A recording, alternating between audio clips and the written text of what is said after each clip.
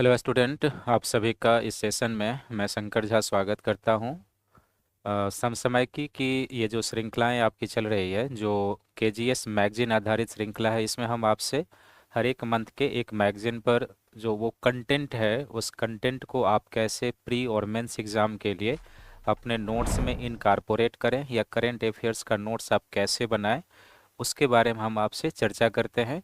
और जब आप केजीएस का मैगजीन लेते हैं तो उस मैगजीन को पढ़ना कैसे है, और उस मैगजीन से प्री और मेंस प्लस इंटरव्यू, निबंध, इन सभी जो आपके एग्जाम के चरण हैं उसके लिए आपको कंटेंट कैसे मैनेज करने हैं, कैसे बनाने हैं, उसके बारे में हम आपसे डिस्कशन करते हैं।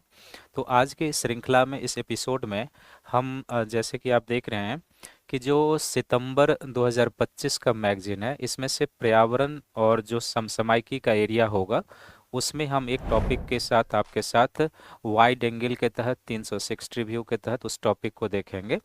तो आज का जो हमारा टॉपिक है मैगजीन आधारित, वो है भारत ने 50% गैर जीवाश्म ऊर्जा क्षमता का हासिल जो था उसका टारगेट, वो उसने भारत ने अचीव कर लिया है। ये टॉपिक है। अब इस टॉपिक में क्या है कि ये टॉपिक आपके प्रीलिम्स के लिए उपयोगी है, आपके मेंस एग्जामिनेशन के लिए उपयोगी है, खासकर जो यूपीएससी के सिविल सर्विसेज में सामान्य अध्ययन थर्ड पेपर है, उसमें आपके लिए ये उपयोगी है। साथ ही साथ यहाँ के कंटेंट को निकाल के आप निबंध में भी यूटिलाइज कर सकते हैं, और साथ ही साथ इससे आप इंटरव्यू में भी अपने प्रिपरेशन को आगे बढ़ा सकते हैं।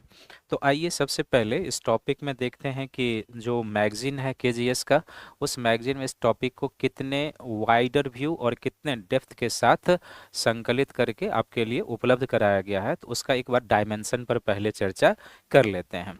तो सबसे पहले, जैसे मैंने पहले भी कहा है कि हम जब कोई भी समसामयिकी की चीज़ों की चर्चा करते हैं तो उसके ऊपर हमारा एक क्या होना चाहिए, एक कहते हैं ना कि जो सैटेलाइट व्यू हमारा होना चाहिए, कि ऊपर से दिखने के बाद वो कंटेंट, वो पॉइंट आपको नज़र आना चाहिए।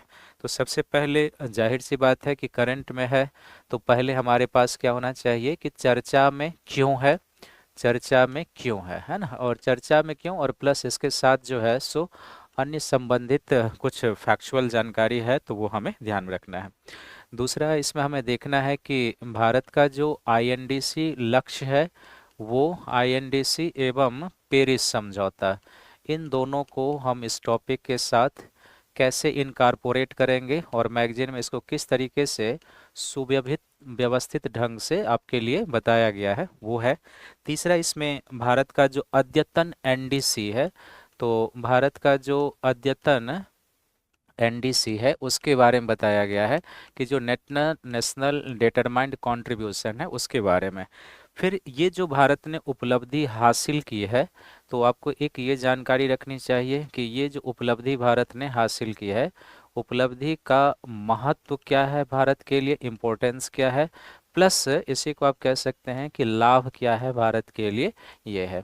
फिर पांचवा, यहाँ तक की जो उपलब्धियां भारत ने प्राप्त की है, इसमें जिम्मेदार कारक कौन से हैं, तो यहाँ तक के लक्ष्य को प्राप्त करने के लिए रिस्पॉन्सिबल फैक्टर, जिम्मेदार कारक कौन से थे, वो आपको ध्यान में रखना है।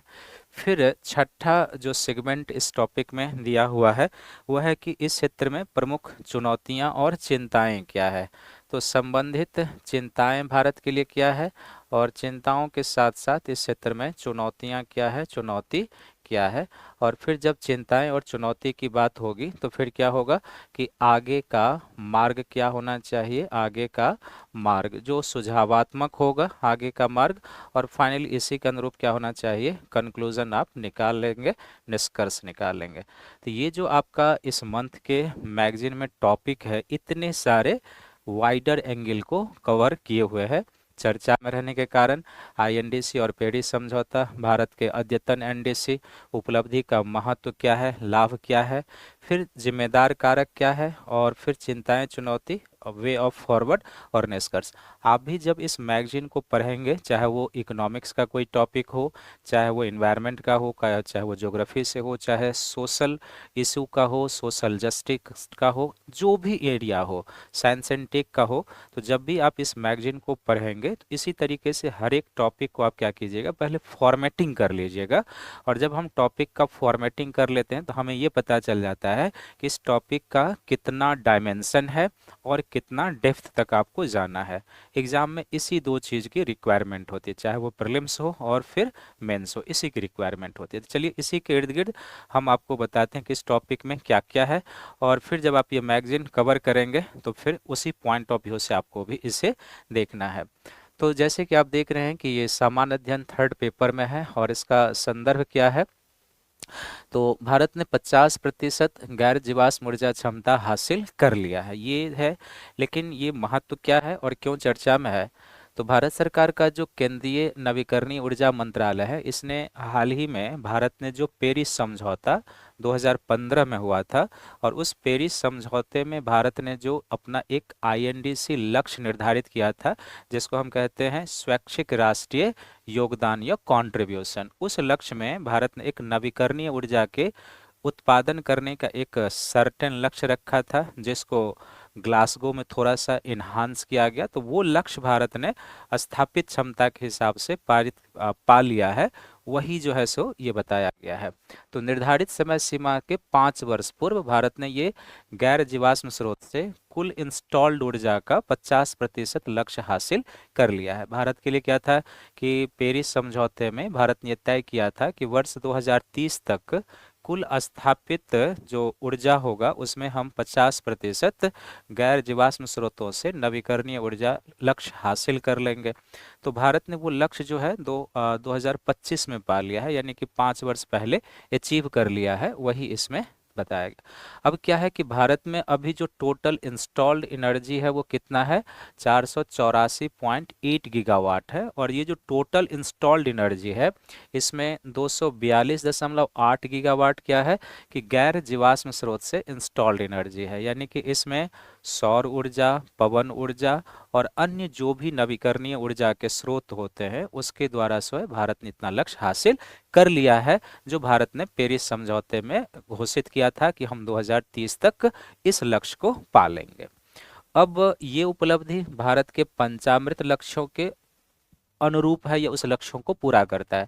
तो भारत ने ग्लासगो में पंचामृत यानी कि 5 लक्ष्य घोषित किए थे जलवायु कार्यवाही के तहत कि हमें ये लक्ष्य प्राप्त करना है, तो वो पा लिया है। फिर ये जो हमने अचीव कर लिया है, तो 2047 तक ये विकसित भारत के लक्ष्यों के अनुरूप है, और 2070 तक जो हमने एक नेट जीरो उत्सर्जन के लक्ष्य को प्राप्त करने का लक्ष्य रखा है, उसके अनुरूप है या वहाँ तक पहुँचने में हमारी मदद करेगा। तो ये इंफॉर्मेशन बेस्ड चीज़ें हैं। यहाँ पर क्या है कि एक इन्फोग्राफी आपके लिए दिया गया है। आप जब एग्जाम में भी ऐसे इन्फोग्राफी यूज़ करते हैं तो आप अपने उत्तर के क्वालिटी को बढ़ा लेते हैं। तो एक इन्फॉर्मेटिव चीज़ें थी जो आपने देख लिया। अब यहाँ पर क्या है कि जो ग्लासगो समझौता हुआ था जलवायु परिवर्तन पर, उसमें जो भारत ने पंचामृत लक्ष्य घोषित किया था, वो पंचामृत लक्ष्य आपके बॉक्स मटेरियल के रूप में है। तो मेंस के एग्जामिनेशन में भी जब इस तरीके के कंटेंट को आप बॉक्स मटेरियल इन्फोग्राफी में दिखाते हैं तो आपके उत्तर की क्वालिटी बढ़ जाती है, आप अन्य से ज़्यादा नंबर लेने की स्थिति में आ जाते हैं। नोट्स भी जब आप प्रिपेयर करें तो उसी फॉर्मेट में बनाएं जिस फॉर्मेट में आप लिखने का सोच रहे हैं कि ये टॉपिक अगर आएगा तो मैं इसको इस फॉर्मेट में लिखूंगा। नोट्स का प्रिपरेशन भी उसी फॉर्मेट में होना चाहिए, और उस दृष्टिकोण से आपके लिए ये ज़्यादा उपयोगी है। अब भारत का जो एनडीसी और पेरिस समझौता था वो क्या था, वो इसमें आपके लिए दिया हुआ है। तो जलवायु परिवर्तन पर जो पेरिस समझौता था वो 21वां कोप कॉन्फ्रेंस था, 2015 में हुआ था, और भारत ने उसमें कुछ आईएनडीसी लक्ष्य घोषित किए थे। तो उसमें एक भारत ने क्या किया था कि भारत का अद्यतन एनडीसी क्या था कि पर्यावरण के अनुकूल जीवन शैली, यानी कि एक ऐसी जीवन शैली जो पर्यावरण के अनुकूल हो, यानी कि जो चक्रीय अर्थव्यवस्था को प्रमोट करे, जिसमें कच्चे माल की जो है सो आवश्यकता कम पड़े और जो वेस्टेज का उत्पादन कम करे, ऐसे जीवन शैली पर इसमें फोकस किया गया था। तो वो आपके लिए बताया गया है। सतत विकास पथ पर अग्रसर होने के लिए क्या रणनीतियां होनी चाहिए और भारत उसके लिए क्या प्रयास कर रहा है, वो इसमें बताया गया था। इसके अलावा भारत जो है सो उत्सर्जन तीव्रता में कमी का लक्ष्य रखा था कि 2005 के जो भारत के उत्सर्जन होते थे उसके आधार पर भारत ने क्या कहा था कि हम 2030 तक सकल घरेलू उत्सर्जन की तीव्रता में 45% तक की कमी ले आएंगे। और गैर जीवाश्म ईंधन विद्युत क्षमता जो था, भारत ने कहा था कि 2030 तक हम जो है सो 50% ऊर्जा स्थापित कर लेंगे। फिर इसी पेरिस क्लाइमेट कॉन्फ्रेंस में भारत ने कार्बन सिंक क्षमता की बात की थी कि हम 2030 तक 2.5 से 3 अरब टन कार्बन सिंक क्षमता का विस्तार कर लेंगे। तो पेरिस से ग्लासगो तक की यात्रा में भारत ने जो नवीकरणीय ऊर्जा के लिए अपना लक्ष्य रखा था वो लक्ष्य भारत ने पहले ही अचीव कर लिया है। और ये भारत के लिए एक बहुत बड़ी उपलब्धि है। और भारत के लिए ये न केवल उपलब्धि है बल्कि अर्थव्यवस्था के दृष्टिकोण से, पर्यावरण के दृष्टिकोण से, सामाजिक आर्थिक विकास और राजनीतिक नेतृत्व और राजनीति के दृष्टिकोण से भी भारत के लिए महत्व रखता है। तो एक तो इसमें क्या है कि पेरिस से लेके ग्लासगो तक में जो भारत ने अपना लक्ष्य निर्धारित किया था उसके बारे में पॉइंट 4 में बताना गया है। तो वो आप अपने नोट्स में इसी तरीके से देखेंगे। फिर नेक्स्ट सेगमेंट इसमें क्या है कि इस उपलब्धि का, यानी कि भारत ने ये जो अचीवमेंट हासिल किया है, इस अचीवमेंट का भारत के लिए महत्व क्या है। तो सबसे पहला क्या है कि अगर हम ऊर्जा उत्पादन बढ़ाते हैं और जो हमारी ऊर्जा उत्पादन क्षमता बढ़ती है और वो खासकर नवीकरणीय ऊर्जा हो, तो ऊर्जा आयातों पर से हमारी निर्भरता क्या होगी, कम हो जाएगी। जब ऊर्जा आयातों पर से हमारी निर्भरता कम होगी तो हमारा भुगतान संतुलन बेहतर होगा। और साथ ही साथ जो हम ऊर्जा आयात करते थे तो इससे अर्थ क्या होगा कि हमारे गैर जीवाश्म स्रोतों पर हमारी जो है सो निर्भरता बढ़ेगी, टेक्नोलॉजी इन्हांसमेंट होगा। जो ऊर्जा आयात के लिए सब्सिडी दी जाती, इन सबों में क्या होगी, कमी आएगी। तो अर्थव्यवस्था के लिए क्या होगा, एक स्वस्थ स्थिति का सूचक हो जाता है। यही इसमें आपको बताया गया है। फिर मजबूत जलवायु कार्यवाही और वैश्विक नेतृत्व, भारत ने ये जो लक्ष्य हासिल किया है तो भारत के लिए एक राजनीतिक महत्व का भी है कि भारत नवीकरणीय ऊर्जा उत्पादन के क्षेत्र में अभी विकासशील देशों में एक नेतृत्वकर्ता के रूप में उभरा है। और ये एक अंतर्राष्ट्रीय स्तर पर मैसेज गया है कि भारत जलवायु परिवर्तन के प्रति जो उसकी वचनबद्धता है उस वचनबद्धता को पूरा करने के लिए तत्पर है। तो एक भारत को नेतृत्व क्षमता के रूप में, इसके रूप में देखा जाएगा। और जो भारत अन्य देशों को जलवायु जस्टिस जैसी अवधारणाओं की ओर लेकर चलता है तो भारत उसमें नेतृत्वकर्ता के रूप में जा रहा है। तो अन्य देशों के लिए भी ये क्या होगा, प्रेरणा के रूप में काम करेगा।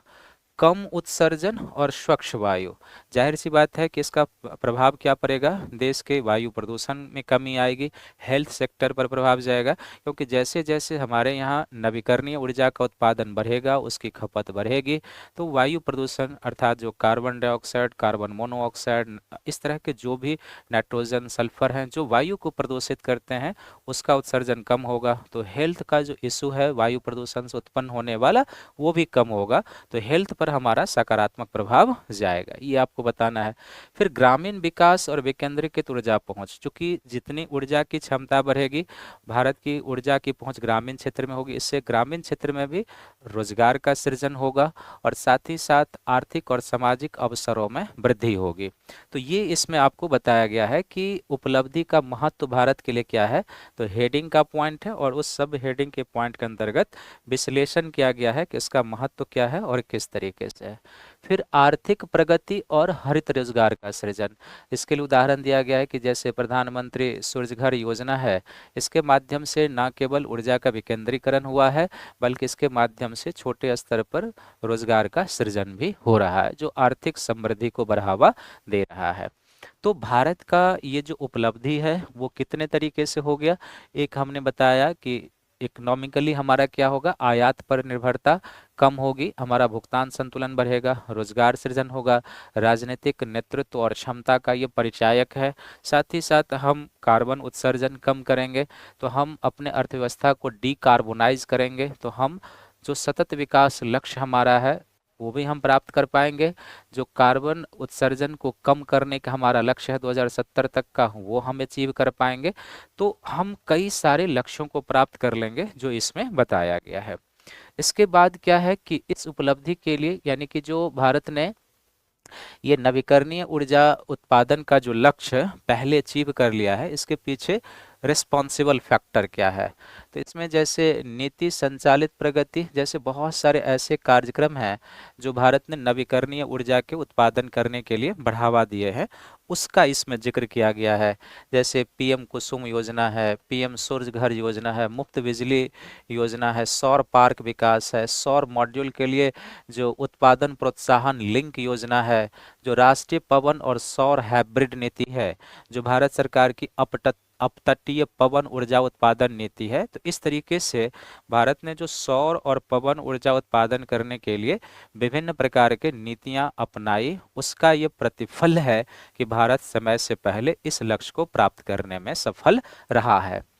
फिर निजी क्षेत्र की भी इसमें मजबूत भागीदारी हुई है। अभी आपने देखा होगा कि हमने पिछले डिस्कशन में भी आपको बताया था कि इस क्षेत्र में जो अडानी समूह है वो एक उभर कर आया है नवीकरणीय ऊर्जा के क्षेत्र में, और उन्होंने कई जगह सौर ऊर्जा उत्पादन, सौर पार्क के लक्ष्यों को आगे बढ़ाया है। तो निजी क्षेत्र की भागीदारी भी बढ़ी है, वो भी इसमें बताया गया है। इसके अलावा नवीकरणीय लागत में उल्लेखनीय गिरावट, तो तकनीकी प्रगति हुई है और इसके कारण जो घरेलू मॉड्यूल की कीमत है उस समय कमी हुई है। तो जो सौर ऊर्जा और पवन ऊर्जा उत्पादन करने वाली तकनीकी के लिए हम आयातों पर निर्भर थे, अब उस पर हमारी निर्भरता कम हो गई है। चूंकि आयात करते थे तो ऊर्जा उत्पादन करना महंगा होता था, लेकिन अब जब हमारी आयातों पर से निर्भरता बिल्कुल कम रह गई है, जैसे आप देख रहे हैं कि 95% तक की गिरावट आ गई है, तो ऊर्जा उत्पादन की लागत कम हो गई है, तो हम बहुत तेजी से आगे की ओर बढ़ते जा रहे हैं। तो यही इसमें बताया गया है कि जो हमने ये लक्ष्य अचीव किया है उसके पीछे जिम्मेदार कारक कौन है। इसके अलावा यहाँ तक पहुँचते तो हैं, लेकिन फिर भी इस क्षेत्र में भारत के लिए चुनौतियाँ बरकरार हैं। तो वो चुनौतियाँ क्या क्या है वो भी आपको पॉइंट 4 में बताया गया है। तो पहली चुनौती क्या है कि स्थापित क्षमता बनाम वास्तविक उत्पादन, यानी कि जो भारत के पास स्थापित क्षमता है उसमें तो हमने गैर जीवाश्म स्रोतों से 50% लक्ष्य हासिल कर लिया है, लेकिन आज भी भारत में कुल जो कमर्शियल एनर्जी का कंजम्पशन होता है उसमें आप देख रहे हैं कि कुल स्थापित विद्युत क्षमता में जो जीवाश्म स्रोत है उसमें ताप विद्युत संयंत्र का अभी भी कंट्रीब्यूशन क्या है कि 70% से अधिक योगदान है, ये जीवाश्म स्रोतों में है। तो फिर ये जो है सो एक जो है सो कंट्राडिक्शन, ये आप कह सकते हैं कि उस स्थिति का सूचक है जो भारत के लिए चिंता है, क्योंकि हमारा लक्ष्य क्या है, अर्थव्यवस्था को डीकार्बोनाइज करना, ऐसे इंडस्ट्री के लिए कार्बन उत्सर्जन कम करना जो कार्बन गहन उद्योग है। दूसरा चुनौती इसमें क्या बताया गया है कि नेट जीरो लक्ष्य के लिए, तो नेट जीरो लक्ष्य क्या है हमारा, 2070 तक हम नेट जीरो लक्ष्य को पाना चाहते हैं, लेकिन उसमें क्या है कि हमारे पास नवीकरणीय ऊर्जा के भंडारण की क्षमता होनी चाहिए, टेक्नोलॉजी इन्हांसमेंट होना चाहिए, और साथ ही साथ क्या है कि जो जीवाश्म स्रोत आज भी ऊर्जा उत्पादन में कंट्रीब्यूट कर रहे हैं उसमें हमें निरंतरता से कमी लाने की ज़रूरत है। तो वही उसमें दिया गया है कि अगर हम कम करेंगे तो फिर हम वहां तक पहुंचेंगे, जो एक चुनौतीपूर्ण है। फिर है अपर्याप्त भंडारण क्षमता, जैसे भारत के पास 5 गीगावाट से कम की वर्तमान भंडारण क्षमता 168 गीगावाट की आंतरिक सौर पवन ऊर्जा की तुलना में कम है। तो इसका कुल मिलाकर यही है कि जो सौर ऊर्जा की हमारे पास भंडारण क्षमता होनी चाहिए उसको बिल्डअप करने की जरूरत है, वो हमारा कम है। फिर भंडारण परियोजनाओं की धीमी गति है, यानी कि जो हमने भंडारण परियोजनाएं चला रखा है वो भी समय के साथ प्रगति नहीं कर रहा है। नीतिगत खामियां, इम्प्लीमेंटेशन की कमी, मॉनिटरिंग की कमी, इन 3 कारणों से जो योजनाएं आगे बढ़ी है वो भी अपने लक्ष्य तक आगे नहीं बढ़ पाया है। तो ये बताया गया है कि प्रमुख चुनौतियां क्या है। तो पहली क्या है, स्थापित क्षमता बनाम वास्तविक उत्पादन के बीच जो गैप है वो। दूसरा, नेट जीरो के लिए जो हमारा लक्ष्य है उसके संदर्भ में। तीसरा, जो अपर्याप्त भंडारण क्षमता है उसके संदर्भ में। और चौथा, जो भंडारण परियोजनाएं हमने चालू कर रखा है उसकी प्रगति क्या है, धीमी है, ये बताया गया है। साथ ही साथ एक क्या है कि विरासत परियोजनाओं के लिए जो ऊर्जा खपत की बात की गई थी वो भी वित्तीय तनाव के दौर से गुजर रहा है। जैसे लगभग 30 गीगावाट की पुरानी नवीकरणीय ऊर्जा परियोजनाएं बिजली खरीद समझौते के बिना अधूरी रह गई, क्योंकि नवीकरणीय ऊर्जा कार्यान्वयन एजेंसी राज्य उपयोगिताओं के बीच खरीदारों को सुरक्षित करने के लिए संघर्ष कर रही है। तो जो हमारा नीतिगत लक्ष्य था वो भी हम जो है सो इम्प्लीमेंटेशन और जो खरीदारों की कमी के है उसके कारण पूरा नहीं हो पाया। तो ये चुनौतियां इस क्षेत्र में बरकरार है। अब जाहिर सी बात है कि जब चुनौतियां होंगी तो फिर हमें उसमें क्या बताना होगा कि वे ऑफ फॉरवर्ड क्या होना चाहिए, आगे का मार्ग क्या होना चाहिए। तो वो भी इसमें आपको बताया गया है कि आगे का मार्ग क्या होना चाहिए। तो स्वच्छ बिजली तक पहुंच का विस्तार करना है, ये बताया गया है। ग्रिड को मजबूती बनाना है, ऊर्जा भंडारण की क्षमता बढ़ानी है, हरित हाइड्रोजन के उपयोग में तेजी लानी है, कृत्रिम बुद्धिमत्ता और डिजिटलीकरण का लाभ उठाना चाहिए, और प्रकृति आधारित समाधान पर हमें फोकस करना चाहिए। और हर एक पॉइंट को क्या किया गया है, एक अच्छे तरीके से विश्लेषित करके आपको बताया गया है।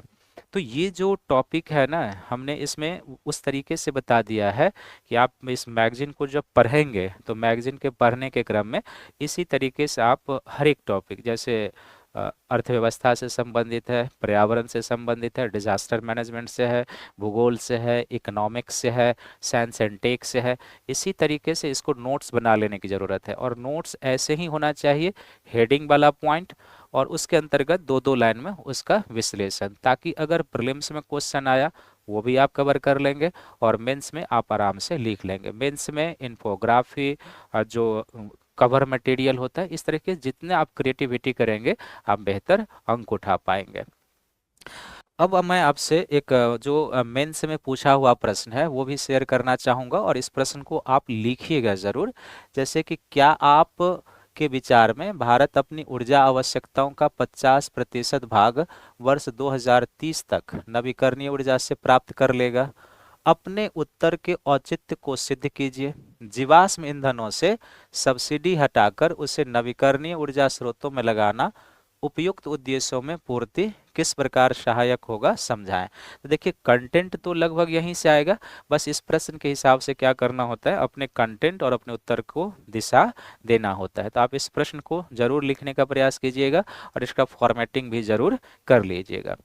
और साथ ही साथ मैं दो चीज़ें जानकारी आपके साथ और शेयर करना चाहूँगा। वो जानकारी ये है कि जो है सो केजीएस के द्वारा आपके लिए यूपीएससी प्रीलिम्स टेस्ट सीरीज लाया गया है, जिसमें जीएस और सीसैट मिला के ये 2026 के लिए कुल 49 टेस्ट है आपके लिए, जिसमें 14 यूनिट वाइज है, एक इकोनॉमिक सर्वे का टेस्ट है, 17 आपके लिए फुल लेंथ टेस्ट है और 17 सीसैट का भी फुल लेंथ टेस्ट है। इस टेस्ट की विशेषताएं क्या है तो वो भी आपको इसमें बताया गया है कि संपूर्ण पाठ्यक्रम के कवरेज पर आधारित आपका ये टेस्ट सीरीज होगा। और ये जो टेस्ट सीरीज होगा इसमें आपको अब जो पर्सनल जो मेंटोरशिप पीटी के लिए होता है वो भी आपके लिए उपलब्ध है। तो अगर आप 2026 के प्रीलिम्स की यात्रा कर रहे हैं, तैयारी कर रहे हैं, तो ज़रूर इस टेस्ट सीरीज को ज्वाइन करिए और अपनी तैयारी को आगे बढ़ाइए।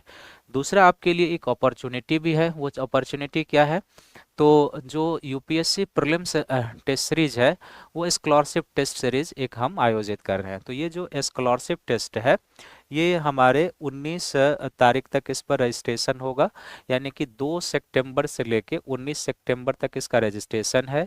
20 सितंबर को हम इसके लिए एक टेस्ट कंडक्ट करने जा रहे हैं और 20 सितंबर को ये जो हमारा टेस्ट कंडक्ट होगा ये हमारे ऑनलाइन और ऑफलाइन दोनों सेंटरों पर होगा।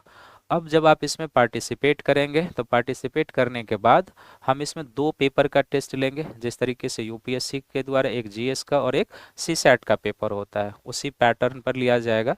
अब उसमें हम जो टॉप 100 एस्पिरेंट्स होंगे उस टॉप 100 को हम जो है सो फ्री मेंटोरशिप देंगे प्रीलिम्स प्रोग्राम के लिए, और उन्हीं 100 कैंडिडेट को हम जो है सो फी में भी रिबेट करेंगे, 50% तक रिबेट करेंगे। तो आपके लिए एक गोल्डन अपॉर्चुनिटी है केजीएस के इस टेस्ट सीरीज के प्रोग्राम से जुड़ने के लिए। तो जाइए हमारे साइट पर जाकर अपने आप को इनरोल्ड कीजिए और इनरोल्ड करने के बाद 20 सितंबर को जो हमारा टेस्ट होने वाला है उसमें पार्टिसिपेट कीजिए, और फिर पार्टिसिपेट करके आप उन 100 कैंडिडेट में आइए जिसका हमें इंतज़ार है, जिन्हें हम फ्री मेंटोरशिप देंगे और हम उनके लिए फी में भी रिबेट करेंगे। तो चलिए सभी को थैंक यू है, धन्यवाद है। मिलेंगे आपके साथ अगले डिस्कशन तक, तब तक आप इस फॉर्मेट पर जो हमने बताया है कंटेंट बनाइए और अपनी तैयारी को आगे बढ़ाइए। थैंक यू, धन्यवाद।